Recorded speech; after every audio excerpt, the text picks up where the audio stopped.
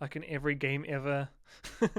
You just start punching and then you can upgrade and get like better punching, or like you throw tables. You can do still more stuff like Yakuza. Basically, it is basically just American Yakuza. Although I don't really know. I've only played half of Yakuza Zero because it took so long to get through the game. It's like so. I had like 50 hours in it. I don't even think I'm halfway through. Okay, general stuff. The game will definitely not be finished on launch. You can't. Yeah, that's just too hard. We just can't do that. It will take 2 to 3 years of patches and developments to be on the level of a decent game. You will need to make or link to an Epic account to play this game. Don't ask. You will need to be using the most high-powered systems to play this, even though it's the most poor-looking game. Yeah, definitely. That's the only gaming experience. And just remember to have fun while you're playing. Just have a good time, you know? Beat up some bad guys. Power up your guy. Do I sound like I've played a video game before?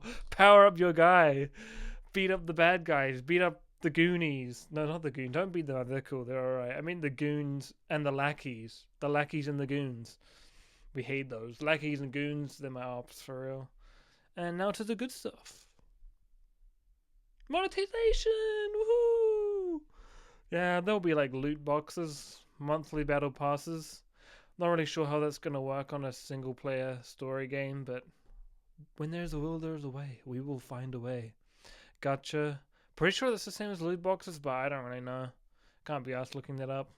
Maybe we can get away with straight up asking for money. Yeah, just when you buy the game, just slip an extra $10 to the cashier, and then they'll have to give it to us. I don't know how we're gonna work that out. We'll find a new way to monetize. Don't you worry, guys.